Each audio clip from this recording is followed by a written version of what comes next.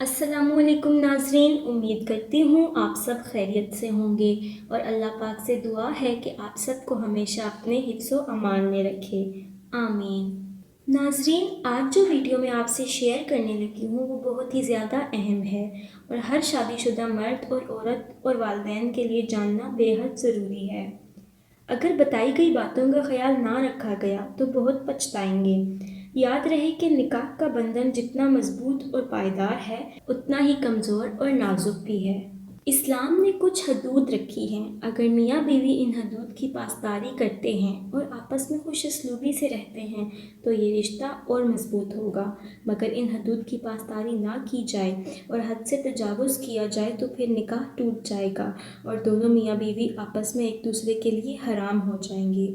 और अगर इन हदूद को पार करके गलतियाँ की, चाहे जानबूझकर या अनजाने में, तो निकाह टूट जाता है और इसके बाद वो दोनों एक दूसरे पर हराम हो जाते हैं। इसके बाद अगर मियाँ बीवी मिलाप करेंगे तो हराम और गुनाह होगा और ज़िना के ज़ुमरे में आएगा।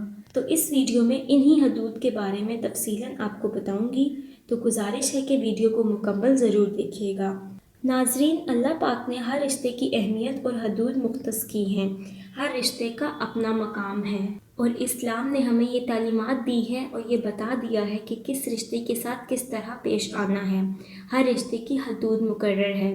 तो अब बात करते हैं इन हदूद और गलतियों की जिनसे निकाह टूट जाता है। तो सबसे पहली गलती ये है कि अगर मियाँ बीवी दोनों मुसलमान हैं और दोनों में से एक अगर इस्लाम से इनकार कर दे और मुर्तद हो जाए तो निकाह टूट जाएगा। अब बात करते हैं कुछ ऐसे रिश्तों की जिनमें बहुत एहतियात बरतनी पड़ती है, यानी अगर ज़रा सी भी बेएहतियाती की गई तो मियाँ बीवी का निकाह टूट जाएगा और बीवी शोहर पे हराम हो जाएगी।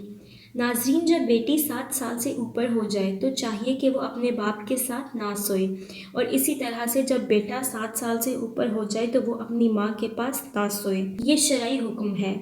और जब बेटी 9 साल की हो जाए तो बाप को प्यार करने में एहतियात करनी चाहिए। अगर प्यार करना हो तो सर पर हाथ फेरे और बोसा भी सर पर ले। और बाप को चाहिए कि अपने जिस्म को बेटी से दूर रखे, क्योंकि खुदा न ख्वास्ता ये एहतियात ना की गई और कहीं बाप ने बेटी को ऐसे प्यार कर लिया कि बाप या बेटी की शहवत उभर गई तो इस सूरत में उस शख्स की बीवी उस पर हराम हो जाएगी और निकाह टूट जाएगा। और ऐसा ही हुक्म माँ और बेटे के लिए भी है कि माँ और बेटे में भी फासला हो और यही फासला बहन भाई में भी हो। नाज़रीन, इसके बाद एक दूसरा रिश्ता जिसमें ज़रूरत है एहतियात की वो है दामाद और सास का।